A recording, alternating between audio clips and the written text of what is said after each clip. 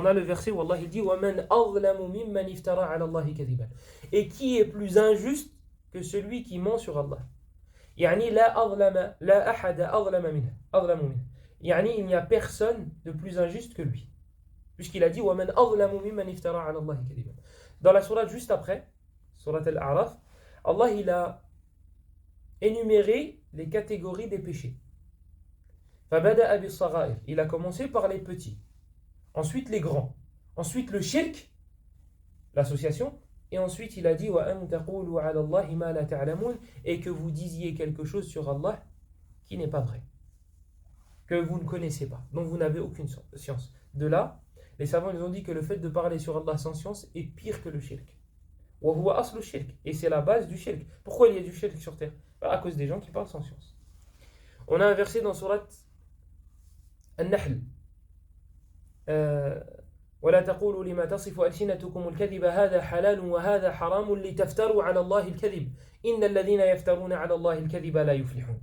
وفي السورة التي تليها في سورة الإسراء قال تعالى ولا تقف ما ليس لك به علم إن السمع والبصر والفؤاد كل أولئك إن السمع والبصر والفؤاد كل أولئك كان عنه مسؤولا. وفي سورة الزمر ويوم القيامة ترى الذين كذبوا على الله وجوههم مسودة أليس في جهنم مثوى للمتكبرين. وفي الحقة قال تعالى ولو تقول علينا بعض الأقاويل لأخذنا منه باليمين ثم لقطعنا منه الوتين. Donc concernant le fait de parler sur Allah sans science ou sur la religion d'Allah sans science, on a le verset dans Surat Al-Isra.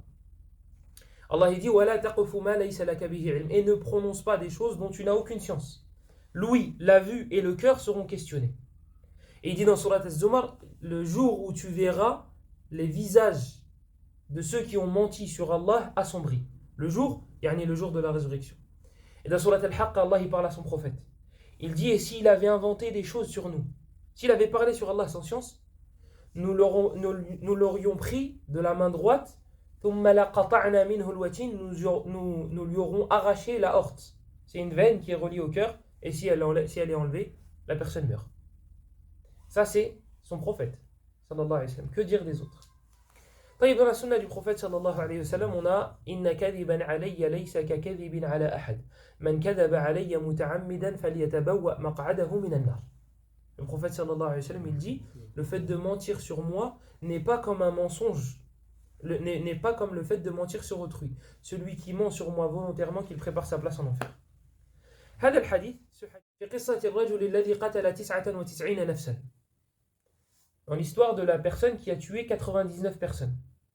سأل عن أعلم أهل الأرض فأشير له أو إليه فأشير له إلى أعبد الناس رجل يعبد الله كثيرا فذهب إليه فطلب منه فسأله هل لي من توبة؟ قتلت 99 نفسا فهل لي من توبة؟ قال لا فكمل به 100. ثم أشير له إلى أعلم أهل الأرض فقال ومن يحول بينك وبين التوبة. Donc on a dans l'histoire de la personne qui a tué 99 personnes. On lui a montré, il demandait est-ce qu'il pouvait se repentir. Ils lui ont montré une personne à qui il pouvait poser la question. Sauf que cette personne-là, c'était pas quelqu'un qui était connu pour apprendre. C'était quelqu'un qui était connu pour adorer Allah. Donc peut-être que c'est quelqu'un qui jeûnait beaucoup, qui priait beaucoup. Et aujourd'hui, on a cette chose-là. C'est que dans nos familles, si une personne elle a fait le hajj avant nous, on dit ouais mais tel il a fait le hajj et il a dit que non, l'anniversaire c'était halal. Mais c'est pas parce qu'il a fait le hajj avant moi qu'il a forcément plus de science. Ou bien quand tu fais une remarque à une personne qui est beaucoup plus âgée que toi, elle te dit moi ça fait 40 ans que je prie. Toi t'étais même pas né, moi je priais. Taïb.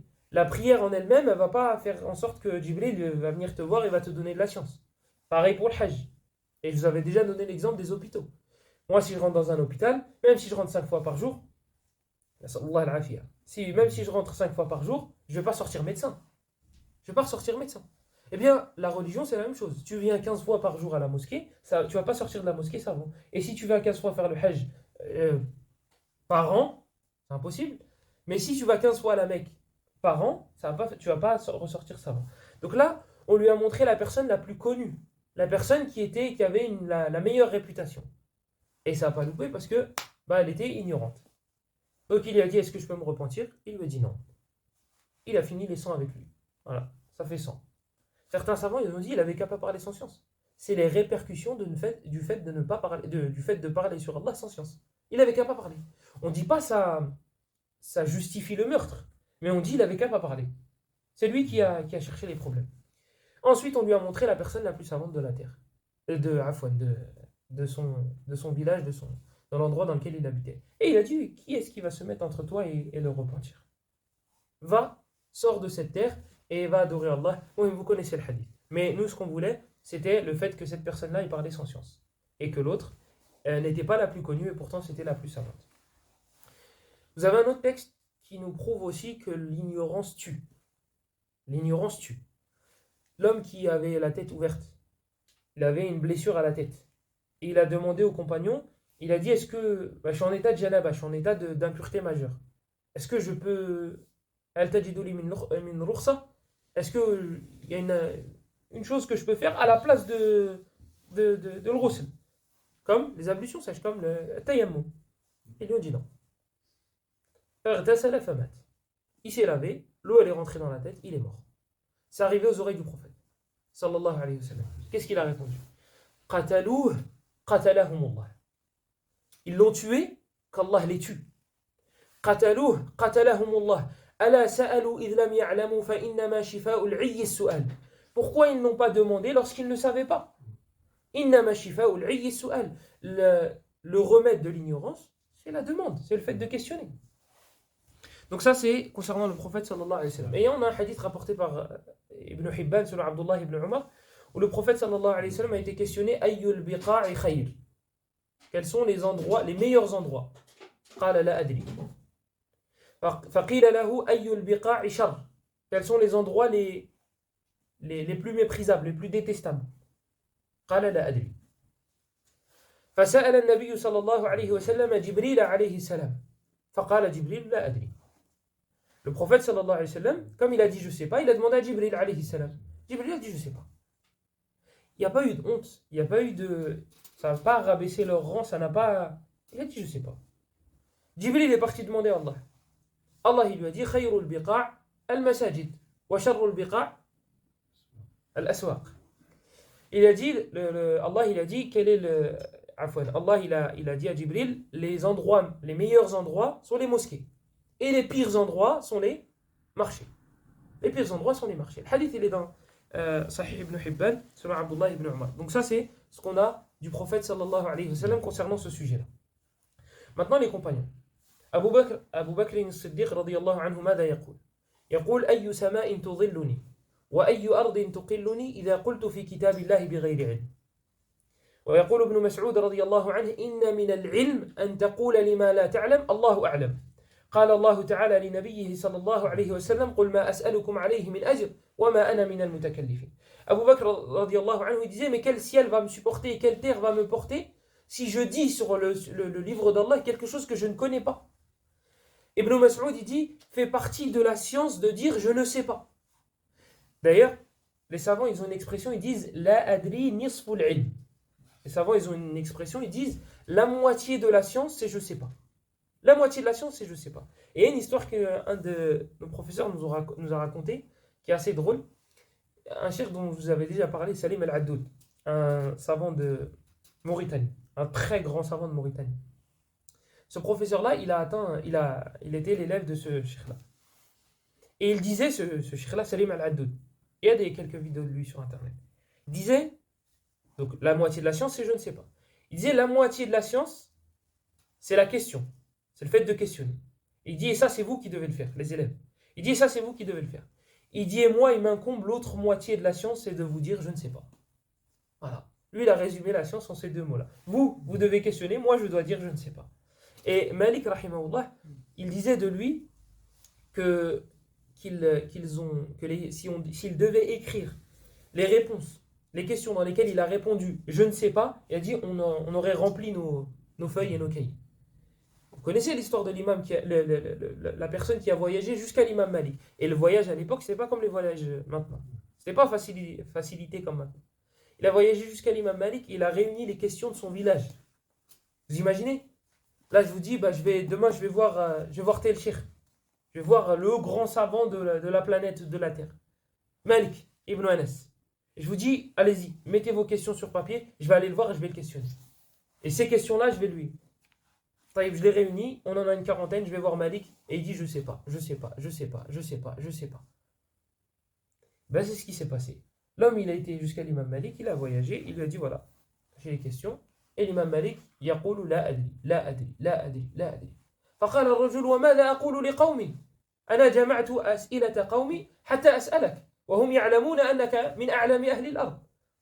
Il lui dit, la personne, il dit, mais moi j'ai réuni les questions de mon village, des gens de mon village, parce qu'ils disent que Malik, il sait, Malik c'est un savant, Malik c'est un... Qu'est-ce que je vais leur dire? قال فقل لهم قال لك مالك لا أدري. C'est simple. Tu vas revoir les gens de ton village et tu leur dis, l'imam Malik a dit, je ne sais pas. C'est tout. L'histoire, elle s'arrête là. Les gens, ils vont te rabaisser, les gens vont t'élever, les gens vont... Ça va rien changer. Et tout ce qui est sur la terre est de la terre. Les gens, quand ils t'aiment, et ça c'est une règle, les gens quand ils t'aiment, ils te mettent au-dessus de ce que tu mérites. Et quand ils t'aiment pas, ils te mettent en dessous de ce que tu mérites. Alors pourquoi tu vas chercher? Pourquoi tu vas chercher? Madahouk wa damouk. Il y a un homme qui a dit au prophète sallallahu alayhi wa sallam, Inna madhi zayn wa inna shatmi shayn. Un homme il a dit au prophète, il a dit moi, quand je fais les éloges de quelqu'un, la personne c'est la meilleure. Et quand j'insulte quelqu'un, la personne c'est la plus basse. En gros, c'est lui qui juge les gens. Moi je dis quelque chose, la personne c'est bon, elle est élevée. Si je dis qu'elle est mauvaise, elle c'est la plus basse. Le prophète il lui a répondu quoi? Zak Allah. Il a dit ça c'est Allah. C'est Allah lorsqu'il fait les éloges de quelqu'un, la personne elle est là-haut. Et lorsqu'il méprise quelqu'un, elle est en bas. Il lui dit Zak Allah. Il dit ça c'est pas toi qui fais ça. Toi quand tu rabaisses quelqu'un, tu le rabaisses parce que tu l'aimes pas ou parce que tu as quelque chose contre lui. Et quand tu l'élèves, c'est parce qu'il y a des intérêts. Ou parce qu'il a fait quelque chose qui t'a plu. Donc les gens, Rida nas ghayatun la tudrak.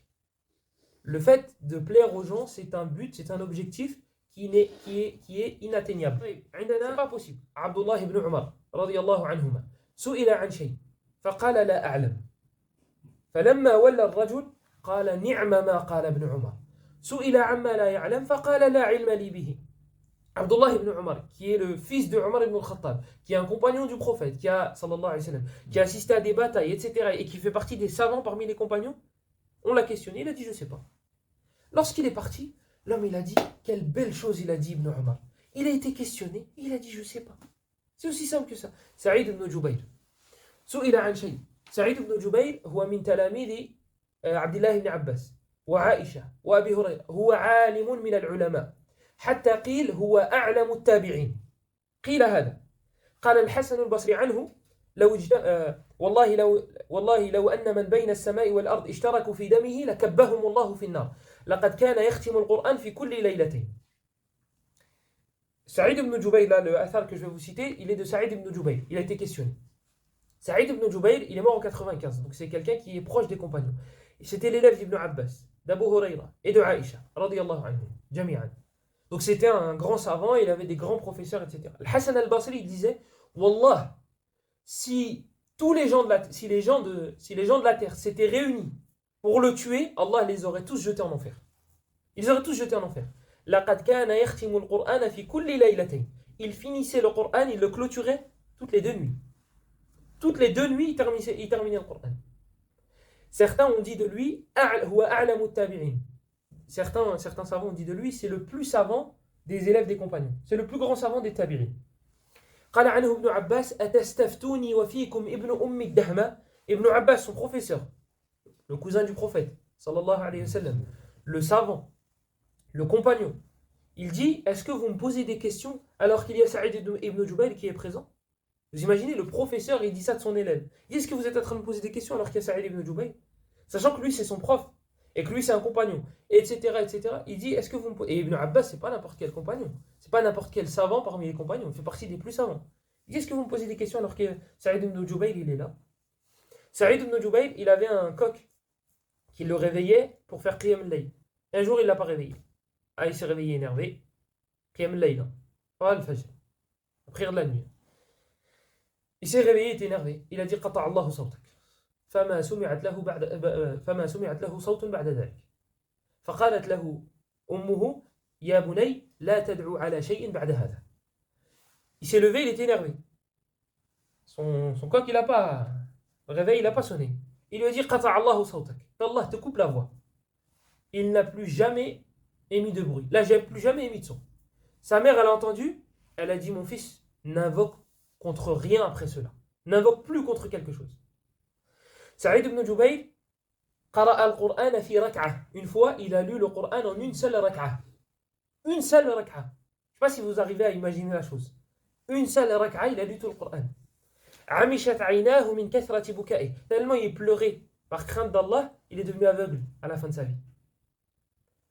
Lui, il disait, sur l'étendue de sa science, il disait كنت إذا أتيت ابن عباس أكتب حتى أملأ لوحي ثم أكتب حتى أملأ كفي ثم أكتب حتى أملأ نعلي. Il disait, lorsque j'allais voir Ibn Abbas, j'écrivais jusqu'à remplir ma planche. Il n'y avait plus de place. Je remplissais ma planche. Il a dit, lorsque j'avais plus de place, j'écrivais sur ma main. Il a dit, lorsque j'avais plus de place, je prenais mes sandales et j'écrivais. Ça, c'est Saïd ibn Jubayr. Et Saïd ibn Jubayr, rahimahullah, سئل عن شيء فقال لا أدري ثم قال ويل للذي يقول لما لا يدري إني أدري ثم قال ويل للذي يقول لما لا يعلم إني أعلم. Saïd ibn Jubayr a été questionné sur quelque chose. Il a dit, je ne sais pas. Vous avez vu le personnage. Vous avez vu l'étendue de sa science. Il a dit, je ne sais pas. Et après, il a dit, malheur à celui qui dit, je sais, lorsqu'il ne sait pas. Saïd ibn Jubayr, il dit, je ne sais pas. Donc, ce n'est pas impossible, en fait. Le fait de ne pas connaître quelque chose, le fait que tu ne connaisses pas quelque chose, ce n'est pas impossible. Et comme on va le voir, et j'ai ramené justement le livre, parce qu'il y a un passage qui m'intéressait, Al-ilm la nihayata lahu. La science, elle n'a pas de fin. Elle n'a pas de fin. C'est pas possible. C'est pas possible. Et celui qui pense qu'il a atteint le sommet, et il s'est trompé, et c'est une preuve qu'il est ignorant. Oui, dans les athars aussi on a le athar que nous rapporte toujours Ibn Abdel Bar dans son Jami' Bayan al-Ilm wa Fadlih. وهذه السلسلة هذا الإسناد سلسلة من ذهب سلسلة من علماء وقد جمعت هذه السلسلة 3 من العلماء الأكابر من الأئمة الأربعة. حدثني أبي أبوه أحمد بن حنبل قال حدثني محمد بن إدريس. محمد بن إدريس من هو؟ الشافعي. قال سمعت مالكا يقول سمعت محمد بن عجلان يقول. أحمد بن حنبل عن الشافعي عن مالك عن محمد بن عجلان قال إذا أخطأ العالم لا أدري أصيبت مقاتله. Ce athar-là, ce récit-là, il est suivi de 3 savants des 4 écoles. On a Ahmed ibn Hanbal qui rapporte de son professeur Al-Shafi'i, qui rapporte de son professeur Malik, qui rapporte de Mohammed ibn Ajlan. Donc c'est une chaîne en or. C'est une chaîne en or. Donc Ahmed selon Shafi'i, selon Malik. Ahmed il n'a pas vu Malik. Ahmed, Shafi'i selon Malik. Selon Mohammed ibn Ajlan. Qui dit إذا أخطأ العالم لا أدري أصيبت مقاتله. Lorsque le savant ne sait plus dire je ne sais pas, alors c'est le début de sa fin. Il est en train de mourir. Il court vers sa perte. Lorsqu'il n'arrive pas à dire je ne sais pas. Et pourquoi on ne peut pas dire je ne sais pas? Pourquoi on n'arriverait pas à dire je ne sais pas? Il y a un problème dans la niya, il y a un problème dans l'intention. Un problème dans l'intention. Parce que si tu réponds pour Allah, tu n'auras pas honte de dire je ne sais pas. Tu n'auras pas honte. Par contre, si tu as honte de dire je ne sais pas, peut-être que tu accordes un peu trop d'importance à ceux qui sont en face de toi. Et tu te dis, non, je dis je sais pas, il va dire je sais pas. En plus, c'est une petite question. Et c'est une petite question, il va dire, l'imam, il a pas réussi à répondre à cette question-là. Et déjà, petite question, ça n'existe pas. L'imam Malik, rahimahullah, est un homme qui a voulu le questionner. Et pour lui faire comprendre, parce que l'imam Malik, il était dur. Attention, dur, ça ne veut pas dire injuste. Il était dur. Son professeur Nafi', il était dur, il n'était pas forcément injuste. Pour lui faire comprendre à l'imam Malik que c'est rapide, ça ne va pas te prendre beaucoup de temps, il lui dit c'est une mas'ala khafifa, c'est un sujet, c'est léger, t'inquiète. Imam Malik, il a regardé, il lui a dit, il n'y a pas de sujet qui sont légers en religion. Et il n'y a pas de petits sujets. Il lui a dit, tu n'as pas entendu la parole d'Allah, Inna sanulqi alayka qawlan thaqila. Nous allons, Allah il dit à son prophète sallallahu alayhi wa sallam, il dit, nous allons te révéler, te révéler une parole lourde. C'est lourd en sens. Il n'y a pas de petits sujets, il n'y a pas de petites questions. Pour ça, un professeur qui est en Arabie Saoudite, un de nos professeurs, il s'appelle Salih Al-Husaymi. Il a dit qu'il a été que Cheikh Ibn Baz, rahimahullah, il a été questionné sur quelque chose. Et la question venait d'un amir. Elle venait de quelqu'un qui est haut placé dans le gouvernement. Il a dit, je ne sais pas. Allez voir Cheikh Al-Fawzan. Ils ont été voir Cheikh Al-Fawzan. Il a dit, je ne sais pas. Allez voir le Rodanian. Tout ça là, c'est des savants. Ibn Baz, il a dit, je ne sais pas. C'était le mufti de l'Arabie Saoudite. Il a dit, je ne sais pas, allez voir le Fawzan. Ils ont été voir le Fawzan. Il a dit, je ne sais pas, allez voir le Rodanian. Ils ont été voir le Rodanian. Il a dit, je ne sais pas. Ils sont revenus à Cheikh Ibn Baz. Et ils ont dit, Cheikh, le Amir, il est pressé. Cheikh, il a dit, je ne sais pas. Dans un mois, je répondrai à la question. Dans un mois, je vais regarder, je vais chercher, etc. Et je répondrai à la question. Il a dit, il est pressé. Il a dit, dans un mois. Revenez dans un mois. Parce que là, je ne sais pas. Ibn Baz, il dit, je ne sais pas. Le Fawzan, il dit, je ne sais pas. Le Rodayyan, il dit, je ne sais pas. Ça revient à Ibn Baz, ils lui disent, le Amir, il est pressé. Il dit, je ne sais pas. Il n'y a personne qui met la pression à quelqu'un qui est sincère. Quelqu'un qui est sincère, on ne peut pas lui mettre la pression. Vas-y, sors donne-nous ton avis, c'est pas grave. Sha'bi, ils l'ont questionné sur quelque chose. Il a dit, je sais pas. Ils lui ont dit, donne-nous au moins ton avis. C'est quelqu'un qui est savant, c'est quelqu'un qui a de l'expérience. Au moins, donne ton avis, comme ça on aurait. Il a dit, Ra'i boul alayhi. Akramakumullah. Il a dit, mon avis, urine dessus. Vous voyez comment il ne se donnait pas d'importance. À quel point il ne se donnait pas d'importance. Nous, aujourd'hui, c'est mon avis. Moi, je pense que. Il lui a dit, boul alayhi. Al-Sha'bi, il fait partie des élèves des compagnons. Sha'bi, il disait, je n'ai jamais écrit quelque chose. Je n'ai jamais eu besoin d'écrire quelque chose. Parce qu'il retenait dès qu'il entendait. Et lui, il dit, mon avis, urine dessus. Aujourd'hui, nous, dès qu'on donne un avis, si quelqu'un vient le contredire, on le prend personnellement. Et on dit, non, mais c'est moi qui ai dit ça, etc., etc. D'ailleurs, ça, c'est un problème d'ego. Ça, c'est un problème d'ego. Parce qu'ils disent, ceux qui ont écrit sur l'ego, ils disent que parmi les signes d'un ego surdimensionné, ils disent que son avis, c'est la vérité. C'est tout. Et si tu viens le contredire, il le prend personnellement. Ça, c'est un des signes de quelqu'un qui a un ego surdimensionné. Et vous savez très bien ce que dit l'islam de l'ego surdimensionné. Ali ibn Abi Talib, radiyallahu anhu, il était au djihad, il était au combat. Et il se battait, et il a fait tomber son adversaire. Et il allait pour le tuer, et son adversaire, il lui a craché au visage. Ali est parti. Il ne l'a pas tué. Il lui a dit, tu fais quoi? Il a dit, au début, je me battais pour Allah. Il a dit ensuite, quand il m'a craché dessus, j'ai eu peur de me battre pour mon ego, pour moi-même. Vous imaginez, cracher au visage. Nous, cracher au visage, c'est là où on l'aurait encore plus tué. Une raison de plus pour le tuer. Non, Ali, il a dit, moi, je le combattais pour Allah. Il a dit, lorsqu'il m'a craché au visage, je me suis dit, je vais le combattre pour mon ego, pour moi-même.